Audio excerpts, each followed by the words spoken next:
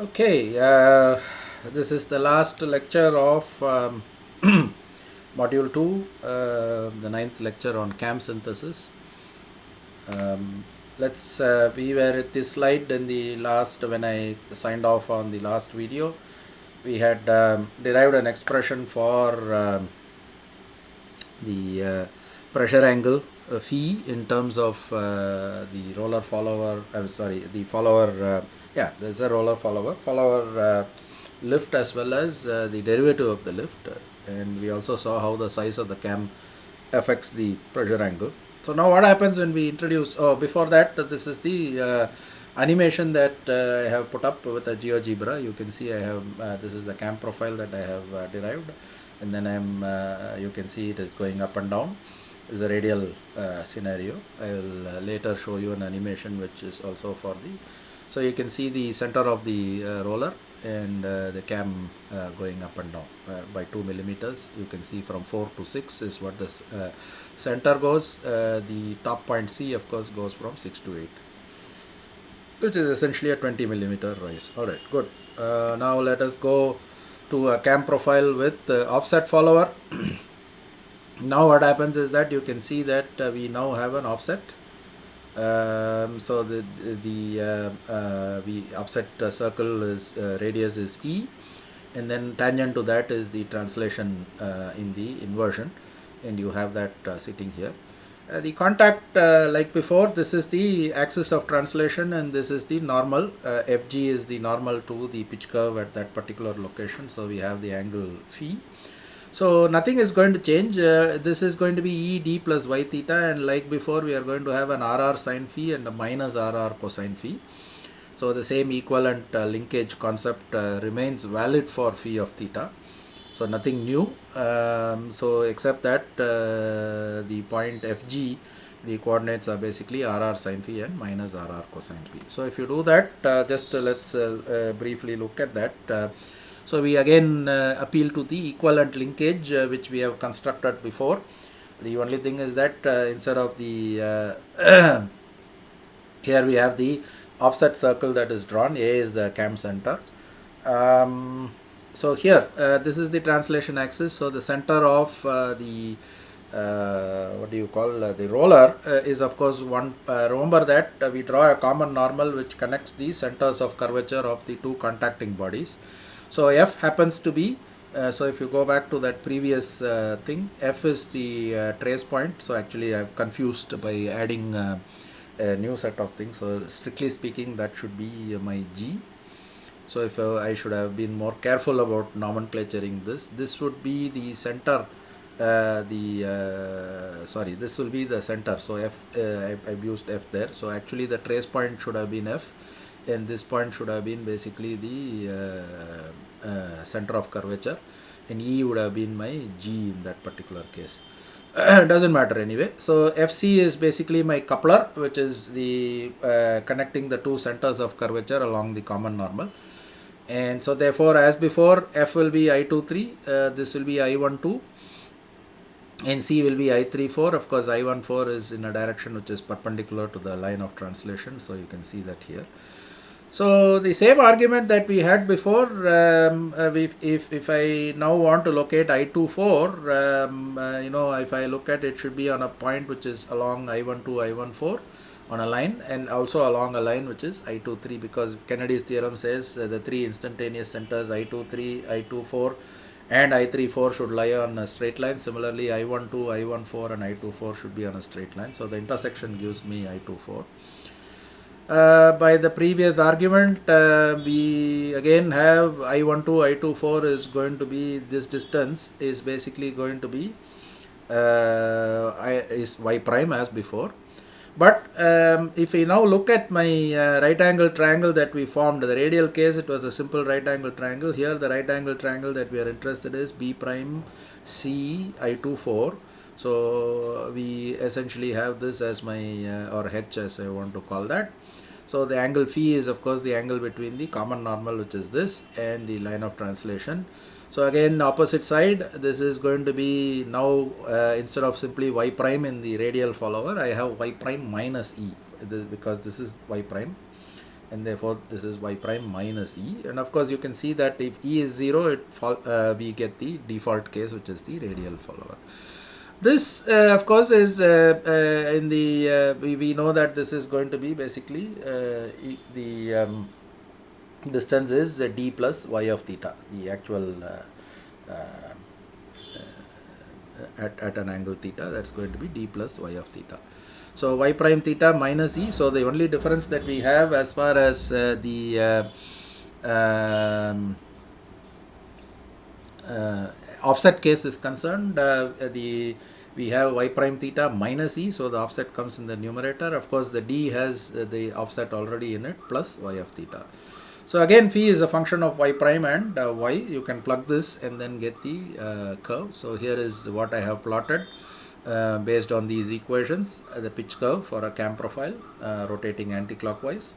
So this is what it will be, and here is an animation of that. So you can see that it is offset, so by about 25 mm. So earlier you saw a radial follower, now it is offset, and you can see it go up and down.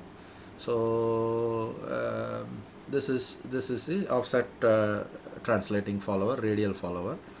So the last one that we will do is to look at flat face follower, the analytical expressions for deriving the equations for a flat face follower. So let's move on to that. Before that, of course, what happens to the pressure angle? What is interesting to note here is that when I go to in the rise part of the curve, because of the offset, I am able to reduce the pressure angle from about 42 degrees to something like 26-27 degrees. So there is the introduction of the offset basically reduced the pressure angle during the rise, but of course the penalty that I pay is that during the return I have a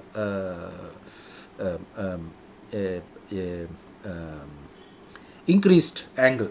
Of course, what often happens is that there is gravity acting when it is coming down, so the jamming is not that much of an issue as while I am going up. So one could argue that I'm more interested in reducing the pressure angle at the rise, and therefore an offset would help me get that, right? Alright. Now the next thing that we are going to do is to find the radius of curvature of this of the pitch curve, and the radius of curvature of the cam is simply the pitch curve radius minus the roller radius. We are going to use the parametric form of for the radius of curvature. These are available in calculus textbooks, so please go and look at that. The rho is given by x prime p square plus y prime p square to the power of 3 by 2 divided by xp prime yp double prime minus yp prime xp double prime. And the equations that you have for the pitch curve, xp and yp are the parametric forms. You can take the derivatives. These are shown here. I will not read the expressions. So these derivatives are available. You can plug in and then get an expression which looks fairly horrendous. You can see that rho p is of that form. Not an easy one to remember. You don't need to remember. The special case is somewhat easier.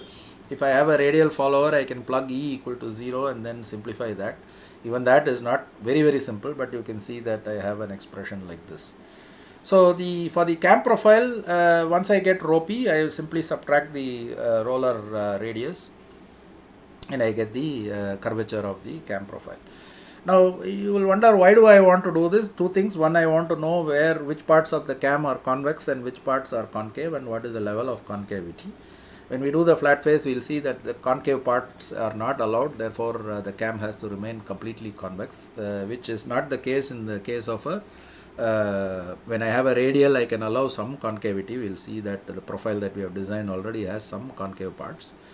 But the second thing is that, remember, we were constructing equivalent linkages. So this radius of curvature becomes very handy, because remember the coupler length. The coupler length, basically we locate the center of curvature along the common normal, the two centers of curvature, and then basically draw the line connecting the centers of curvature. Now if I have an expression for this, I know what the link length will be, because the radius of curvature for the cam is well known, right? So that is the advantage. So rho p essentially will be my coupler length is simply rho p. So therefore at each and every position, if I want to find an equivalent length link, I can find out this, and alpha will tell me what should be the orientation of this common normal. So therefore effectively I can get the equivalent linkage constructed quite well. So that is the advantage of having an expression like this. Alright, now the last topic that we want to do is basically a flat face follower, and I am going to do this for a situation where of course the thing that you see is being constructed using a graphical method, so you are just seeing a visualization of that. The trace point for a flat face follower, recall the definition. The trace point is basically the point of contact of the flat face follower with the cam profile when it is at its base circle, right? So this is just a theoretical definition, and the contact actually moves from that trace point. So when the cam is at when we are at a different position here, you can see the original contact point, this n corresponds to the trace point, but now it has moved to j. The contact has moved to j. The trace point still is remaining at n. So our follower motion is going to be described with respect to trace point. Of course, the vertical height at which it is going to be there, it doesn't matter whether I use n or j or h. All of these are going to be essentially at the same height, right? That is what is shown here. This rb plus y of theta is effectively going to be the same height. So you will see that the trace point is at is the one which is in contact with the base circle. So now after that the cam lifts off. So the contact point is j, but they are all at a height of rb plus y of theta. So again here what we have done is we have drawn a offset circle. We have assumed that the line of translation is offset from the center of cam rotation, again to the right. You could also have it to the left, it doesn't matter. So the height is rb plus y of theta, and of course the x coordinate of h is going to be e, but we are not interested in finding the coordinate of point e, but we are more interested in finding the contact point j. What is the x coordinate? The height for all these points h, j or n is going to be effectively rb plus y of theta. So the question is, what is the x coordinate of x1 coordinate of j? That is the point of interest. So you can see that the coordinates of h is of course e rb plus y of theta, but as I said, we are not too interested in what is the coordinate of h, but we need to find the coordinates of j. Again, so if you look at the contact, what happens is that you will see that along the equivalent construction linkage we are going to construct, but I want you to visualize what happens to this mechanism. So the flat face itself is going to move back and forth, okay, and if you look at the contact point is basically going to go left to right. So the follower basically moves top to bottom, bottom to top.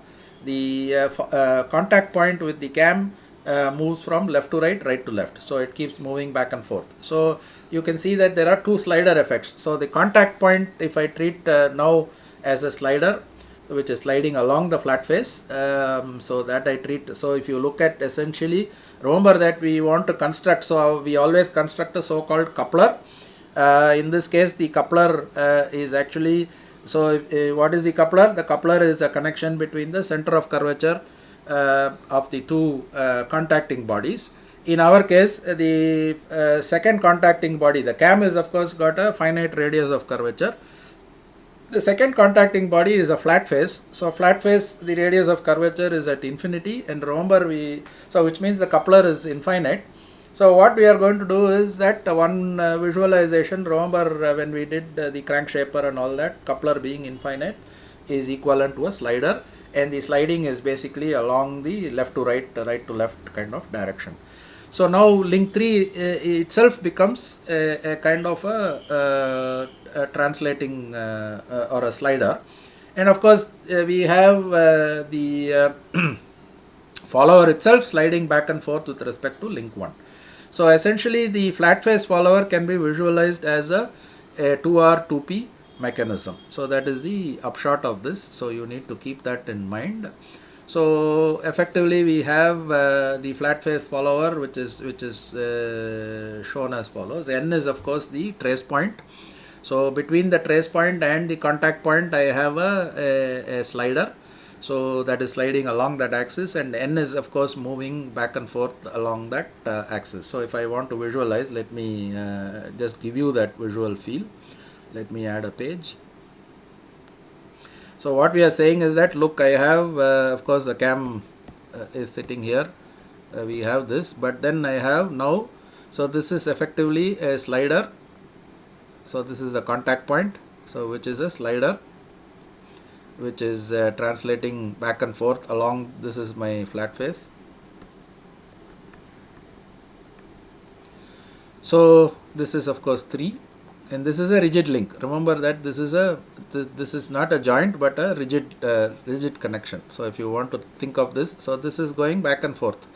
So now my coupler is essentially a slider which is sliding relative to link 4. This is my link 4 flat face, and my link 4 is located by this joint. This is of course J at this instant, so we will call this A, and some point B here at this instant. This is the center of curvature of the cam profile. This is of course the contact point on the flat face J, and N, and of course remember that this is now a slider. So this is going back and forth. This is the translation of the follower itself. This is the translation of the contact point, and this is the translation of the fall. So therefore we see that we have a 2R 2P. Why it is a 2R 2P? So this is of course this connection between, so we can think of this connection between this point 3 and then now we have a 4. So let me use a different color probably. So we have a connection like this. So so that is my connection between this 3 and 4. So and then it is moving back and forth. So we have a 2R 2P. So 2 revolute joints. So these two, and then 2 prismatic joints. So this is basically a prismatic connection. So if you this connects, so this will move. So this and this will move. So effectively these kind of slide in perpendicular directions. Okay. So 2 prismatic joints. So I have a prismatic joint. So that means R is of course between 1 and 2. R is also 2 and 3. And I have a P between 3 and 4. And a P between 4 and 1. So relative to this, it slides back and forth, and this of course is an artificial connection, and this of course moves back and forth. All right. Okay. So that is the visualization that you have. I have a prismatic pair between 3 and 4 because the sliding, the contact point slides along 4, and then the follower itself moves up and down with respect to 1. So these are the joints that I have. Okay, so this 2R 2P is there. So again let us go back and draw identify the various. Let me go back to that same picture and then identify the various initial the instantaneous centers. Let's go back there. So let us write down the instantaneous centers. Maybe we'll use that. So this is my I12, I23. Now I34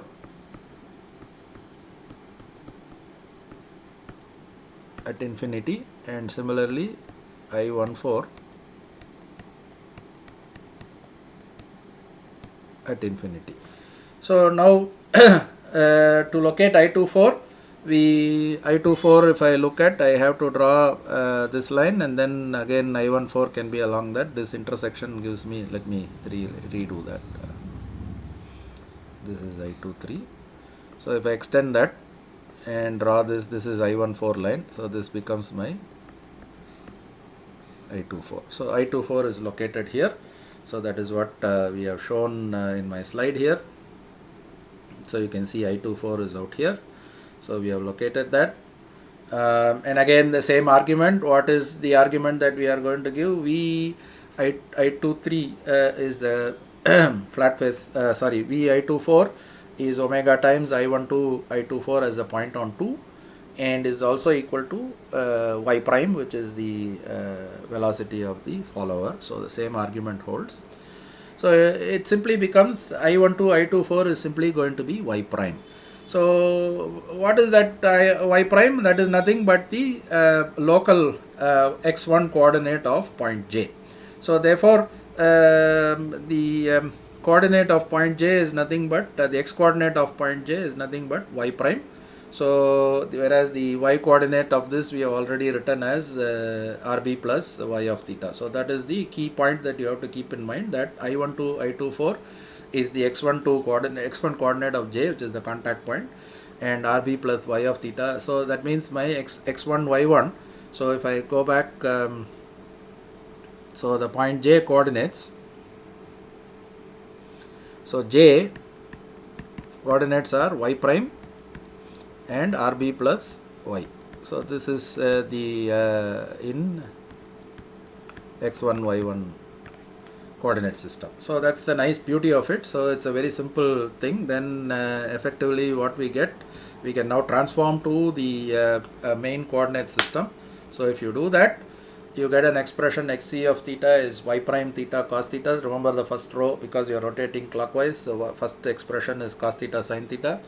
The next line will be minus sin theta cos theta.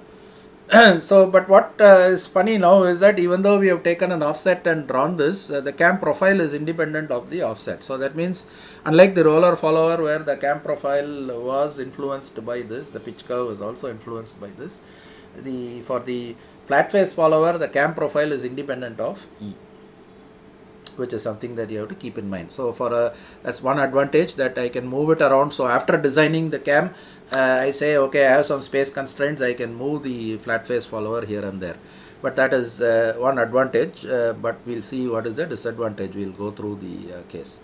So what we see is, of course, that because the contact point is given by y prime, that means the range of y prime is going to dictate what is the width of the follower,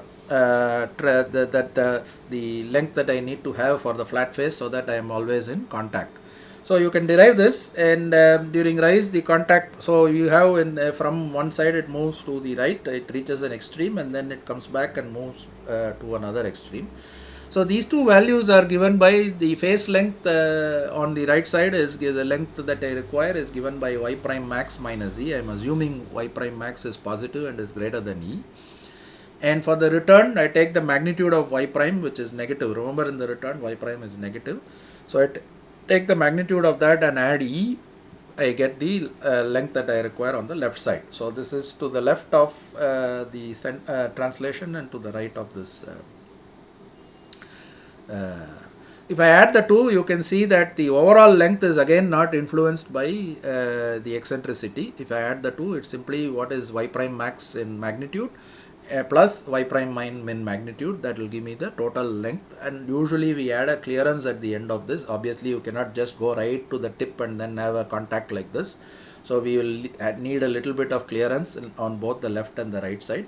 So effectively the actual length of the follower that I need is LL plus LR, which is y prime max plus magnitude of y prime min, plus some 2 times say some clearance, which we will call it as epsilon.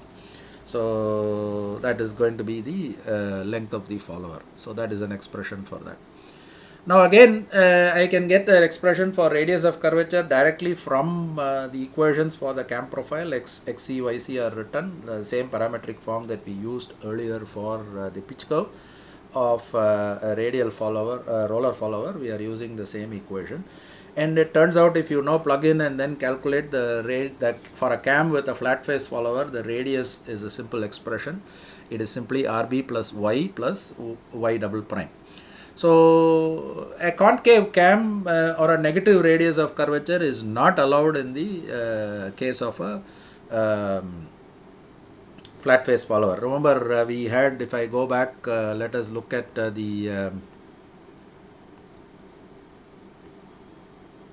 I think I had before this I had a Yeah, so if you look at this, there is this portion, or let's go to this picture. You can see that in this case, when I look at this region, it is concave. Even though, and you can see similarly in the pitch curve that is concave. In the cam profile, this part is concave. These are all convex, and here also I have a small concavity. Most of the other zones are all convex. This was possible in the case of a radial, not radial, but a roller follower. When we have a flat face follower, one cannot have a concave part because the contact will be lost. So therefore a negative radius of curvature is usually not allowed, and the flat face will lose contact. So therefore we always have to have rho to be greater than 0. Of course, we want it to be not exactly equal to 0, but some small minimum radius of curvature which can be prescribed. Okay, so we have for this particular case, the follower lift is assumed to be like this, and here are the velocities and acceleration for this flat face follower, and here is the size of the follower.